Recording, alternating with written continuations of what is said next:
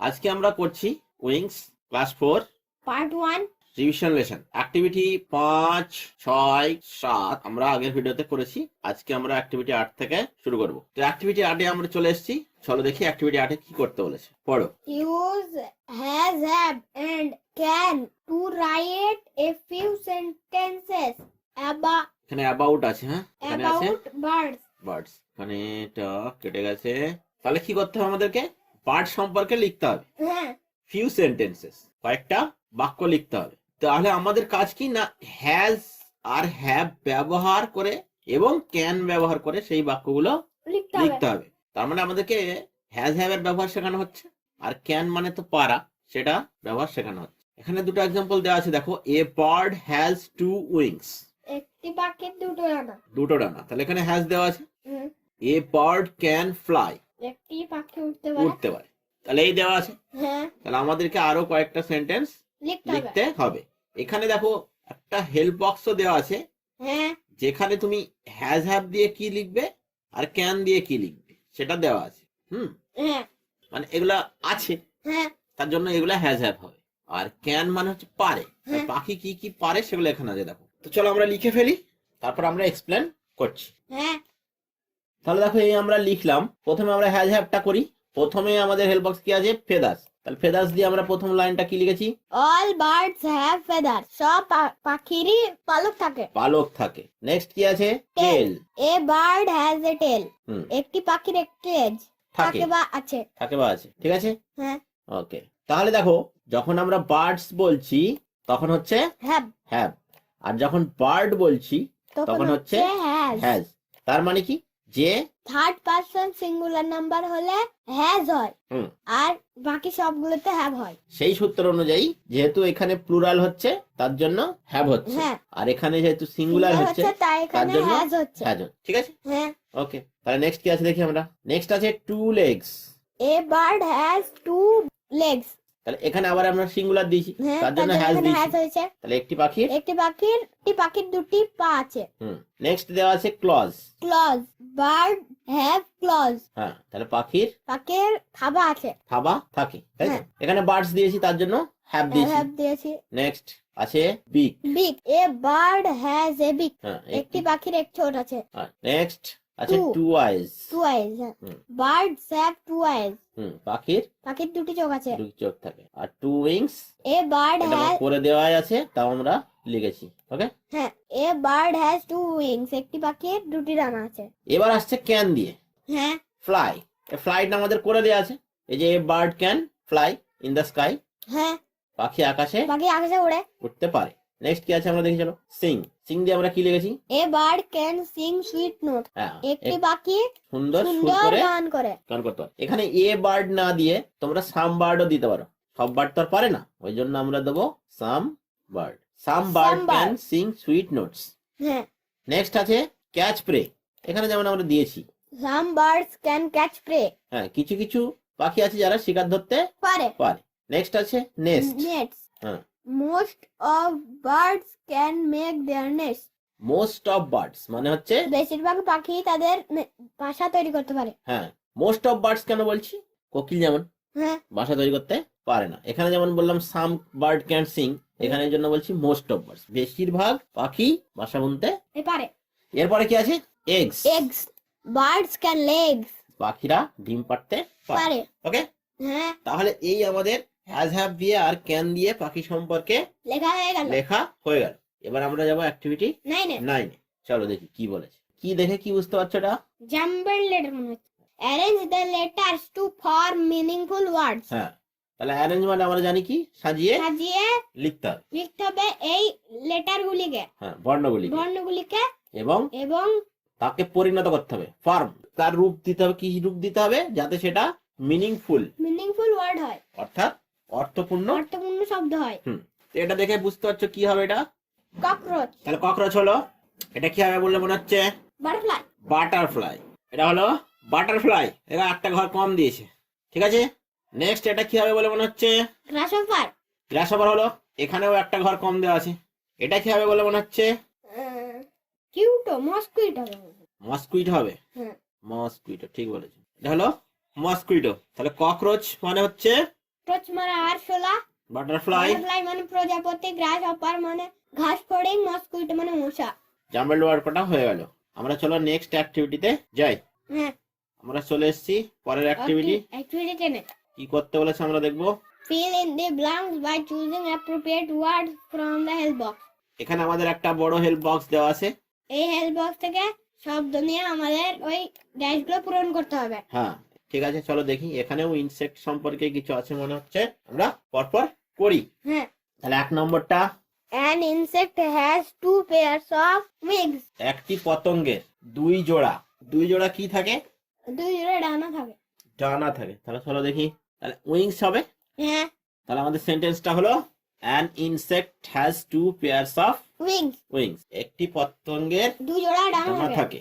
2 number, Some insects have long, thin. কিছু পতঙ্গের আছে লম্বা সরু, সরু। লম্বা, পাতলা। হ্যাঁ, কি আছে মনে হয় দেখি চলো। টেন্টাকলস। tentacles. হ্যাঁ, টেন্টাকলস মানে হচ্ছে সুর, তাহলে লম্বা পাতলা সুর থাকে। হ্যাঁ। চলো, Some insects have long, thin tentacles. কিছু পতঙ্গের সরু পাতলা সুর থাকে। হ্যাঁ, 3 নম্বর, a bee has a dash. dash to bite. হ্যাঁ, একটি মৌমাছির কি থাকে? টু বাইট, কামড়ানোর জন্য। হ্যাঁ, তাহলে চলো দেখি কি থাকতে পারে। হুল থাকে নিশ্চয়। এই যে স্টিং, হ্যাঁ, স্টিং মানে আমরা কি জানি? হুল। wool. হ্যাঁ, তাহলে সেন্টেন্সটা কি দাঁড়ালো? a bee has a sting to bite. একটি মৌমাছির হুল থাকে কামড়ানোর কামড়ানোর জন্য। জন্য। 4 নম্বর, Butterfly suck dash from flower. হ্যাঁ, বাটারফ্লাই শোষে। শাকস মানে হচ্ছে শসা। ফুল থেকে। কি হ্যাঁ। শোষে? চলো দেখি। নেকটার, নেকটার প্রথমে আছে। নেকটার মানে হচ্ছে ফুলের মধু। তাহলে হ্যাঁ। সেন্টেন্সটা কি হলো একবার বলে দাও। Butterfly sucks nectar from flower. প্রজাপতি ফুল থেকে মধু শস্য খায়। 5 নম্বর, A dash glows to emit light. এই এমিট মানে হচ্ছে উৎপন্ন করা। তাহলে একটি, এ ড্যাশ গ্লোজ, একটি ড্যাশ গ্লো করে, অর্থাৎ আলো দেয়। হ্যাঁ, সেটা কে দেখি চলো, কোন পতঙ্গ এমন আছে বা কীট আছে। গ্লোয়ার গ্লো ওয়ার্ম কি করে? লাইট উৎপন্ন করে। হ্যাঁ আমরা জানি এটা।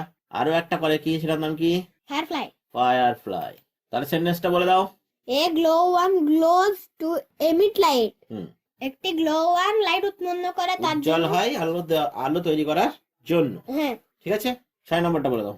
A dash spoils food. একটি ড্যাশ, স্পয়েল মানে হচ্ছে নষ্ট করে দেয়। কে ফুড নষ্ট করে সেটা আমরা দেখি। খাবার নষ্ট কে করে? যেহেতু হাউস ফ্লাই নাই, তাহলে ককরোচই হবে। হ্যাঁ, তাহলে সেন্টেন্সটা একবার বলে দাও। A cockroach spoils food. হ্যাঁ, একটি আরশোলা খাবার নষ্ট করে দেয়। হ্যাঁ। 7 নম্বর বলো। A mosquito sucks our dash and spread dash. এটা সোজা কিন্তু। আবার blood, এটা হবে blood. আর স্প্রেডস ছড়ায়। ম্যালেরিয়া। এই যে ব্লাড আছে, হ্যাঁ এই যে আচ্ছা, ম্যালেরিয়া আছে। হ্যাঁ। A mosquito sucks our blood and spread malaria. একটি মশা আমাদের রক্ত শুষে খায় এবং ম্যালেরিয়া ছড়ায়। 8 নম্বর। A housefly spreads disease like dash. হ্যাঁ, তাহলে একটি মাছি কি ধরনের রোগ ছড়ায় সেটা আমাদেরকে খুঁজে বের করতে হবে, তাই তো? হ্যাঁ। স্প্রেডস ডিজিজ লাইক, রোগ ছড়াই Dash. যেমন এই তো কলেরা। হ্যাঁ, তাহলে বলে দাও সেন্টেন্সটা। housefly spread disease like cholera. মাছি কলেরার মতো রোগ ছড়ায়। Next, Insect have dash to feel or or sense. sense. Insect কিসের দ্বারা অনুভব অনুভব করে। করে? চলো যা দেখি। দেখি, এই যে অ্যান্টেনা অ্যান্টেনা। অ্যান্টেনার দ্বারা ইনসেক্ট অনুভব করে। কোনো কিছু অনুভব করে। কিরা অনুভব করে? কোথায় কি খাবার আছে, কোনো গন্ধ ফন্ধ, এগুলো সব তারা অ্যান্টেনার দ্বারা অনুভব করে। ইনসেক্টের ইন্দ্রিয় হচ্ছে antenna. Insect have antenna to feel or sense. পতঙ্গের পতঙ্গের আছে আছে অ্যান্টেনা antenna to sense করার জন্য। সেন্স করার জন্য। 10 নম্বর, Insect have dash eyes. ইনসেক্টের কি ধরনের চোখ থাকে? ইনসেক্টের যে চোখ থাকে না, সে চোখকে বলা হয় Compound. Compound eyes. Insects have. Compound eyes. পতঙ্গদের যৌগিক চোখ হয়। যৌগিক চোখ আছে। তারপরটা Prawn is not a fish but an dash prawn, অর্থাৎ চিংড়ে। আমরাও জানি চিংড়ে মাছ নয়, তাহলে মাছ নয় তাহলে কি? insect. ইনসেক্ট, তাই তো? Prawn is not a fish but an insect. চিংড়ে মাছ নয় কিন্তু একটি কীট। তারপর একটা Body of an insect is divided into dash part, head, dash and dash. তাহলে body of insects has divided into 3 parts. head, thorax and abdomen. thorax চলো দেখি। and abdomen. তাহলে প্রথমে আসবে আমাদের 3, তাই তো? তারপরে আসছে thorax আর Abdomen. abdomen, ঠিক আছে? হ্যাঁ। চলো পেয়ে গেছি। Body of an insect is divided into 3 parts. একটি পতঙ্গের শরীর 3টি ভাগ। 3টি ভাগে বিভক্ত। হ্যাঁ, 3টি ভাগে বিভক্ত। Head, thorax and abdomen. মাথা, বুক ও পেট। Next. A bee builds dash and store dash. Very easy. Beehive আর honey. চলো দেখি beehive, honey. A bee builds beehive and store honey. একটি মৌমাছি মৌচাক তৈরি করে এবং সেখানে মধু সংগ্রহ করে। সঞ্চয় করে। Next. Dash moves in a row. Moves in a row, এক লাইন ধরে চলে।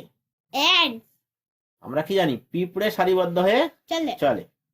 Ants moves in a row, পিঁপড়ে সারিবদ্ধ হয়ে চলে। অ্যান্ডস হলে তো মুভস হবে না। আর অ্যান্ট হলে মুভস হবে। আচ্ছা, এখানে দেওয়া আছে অ্যান্ডস, কিন্তু আমাদের হিসাবে অ্যান্ট হবে কেন বলো? যেহেতু এখানে মুভস আছে, আমরা জানি subject third person singular number হলে তবেই যোগ হয়। সেই হিসাবে এখানে অ্যান্টটা কারেক্ট, অ্যান্ডসটা হবে না। হ্যাঁ। সেই সঙ্গে সঙ্গে আমাদের কি হয়ে গেল? আমাদের অ্যাক্টিভিটি 10 হয়ে গেল। এরপরে আছে অ্যাক্টিভিটি 11। চলো দেখি কি করতে বলেছে। Match column A with column B. আচ্ছা, কলাম এর সঙ্গে কলাম বি ম্যাচ করতে হবে। হ্যাঁ, মানে এ স্তম্ভের সঙ্গে বি স্তম্ভ মেলাতে হবে। চলো কি আছে দেখি আগে। এখানে আছে fish, prawns, turtles, frog, crabs, রুহু, ভেটকি। আচ্ছা, সবই জলজ প্রাণী আছে। হ্যাঁ। আর এইদিকে তাদের কিছু একটা দেওয়া আছে, এটার সঙ্গে আমাদের ম্যাচ করতে হবে। চলো দেখি। আচ্ছা, ফিশেস মানে মাছ, সমস্ত মাছ সম্পর্কেই এখানে বলছে। সেটা কি হবে এগুলোর মধ্যে আমরা দেখি। তাহলে দেখো এইটা হবে fishes swim in water with the help of fins. মাছেরা জলে সাঁতার কাটতে পারে পাখনার সাহায্যে। 2 নম্বর আছে প্রনস। প্রনস মানে হচ্ছে চিংড়ে। Has no backbone. Has no backbone, আচ্ছা, মানে চিংড়ের হচ্ছে কোনো কাঁটা থাকে না, তাই তো? মেরুদণ্ড থাকে না, সেই জন্য হচ্ছে ব্যাকবোন মানে হচ্ছে আমাদের মেরুদণ্ড। তাহলে চিংড়ের কোনো মেরুদণ্ড থাকে না। ওকে, হলো। টার্টলস অর্থাৎ কচ্ছপ। কচ্ছপের সঙ্গে এখানে কোনটা মিলবে? Hide inside the shells. আচ্ছা, হাইড লুকায়, তাই তো? হ্যাঁ। তাহলে এরা লুকাতে পারে, তাদের যে সেল আছে সেই সেলের মধ্যে ভিতরে তারা লুকাতে পারে। Turtles hide inside the shells. Hide মানে লুকাতে পারে, ইনসাইড মানে ভিতরে, সেল মানে হচ্ছে যে খোলসটা সেইটা, ঠিক আছে? তারপরে আসছে ফ্রগ। ফ্রগ কোনটা ম্যাচ হবে দেখো? Have webbed feet. আচ্ছা, লিপ্ত পদ থাকে, তাই তো? হ্যাঁ। পিছনের পা চামড়া দিয়ে জোড়া থাকে, সেটাকে আমরা বলি ওয়েবড ফিট, লিপ্ত পদ। ব্যাঙের লিপ্ত পদ আছে। নেক্সট হচ্ছে ক্র্যাবস অর্থাৎ কাঁকড়া। কাঁকড়া কি আছে? এইটা হ্যাভ পিঞ্চার্স টু পিঞ্চ। হ্যাঁ, কাঁকড়া সেই কাঁটা আছে, হ্যাঁ, যেটা দিয়ে সে চেপে ধরতে পারে, পিঞ্চ করতে পারে।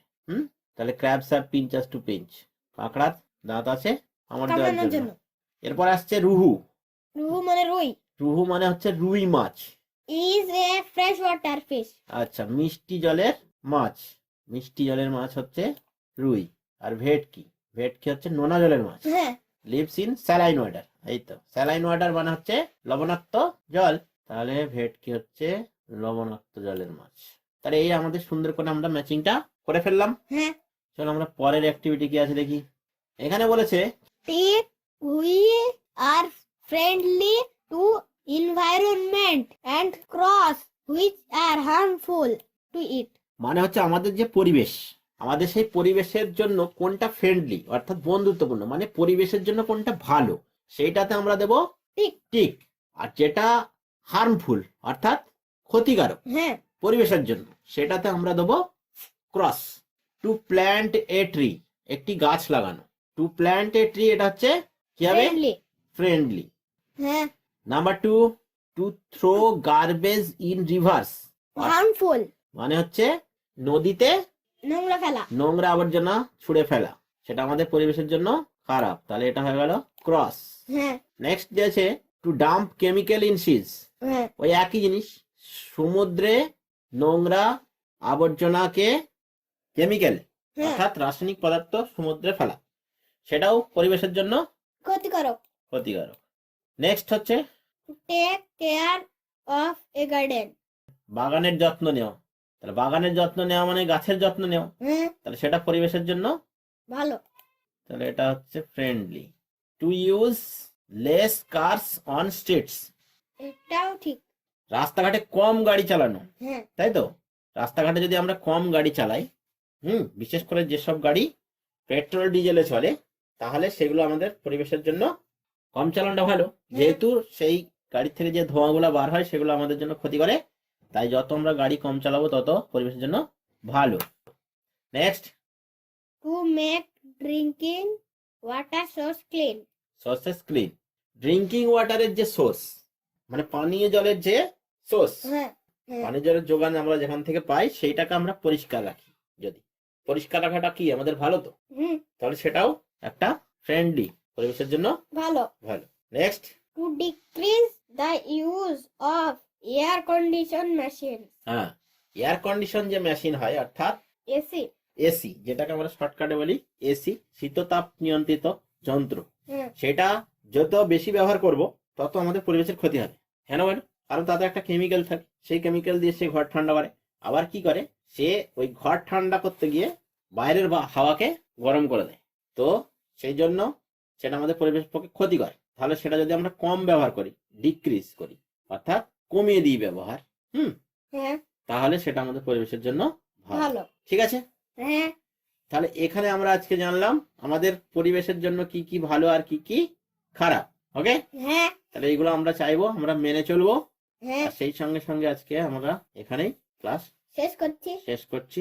পরের দিন আমরা অ্যাক্টিভিটি 13 থেকে করবো। ওকে, এখানে আমরা শিখবো নাউন, হ্যাঁ আর এখানে শিখবো কাউন্টেবল নাউন, আনকাউন্টেবল নাউন। ঠিক আছে, হ্যাঁ চলো আজকের মতো এটুকুই।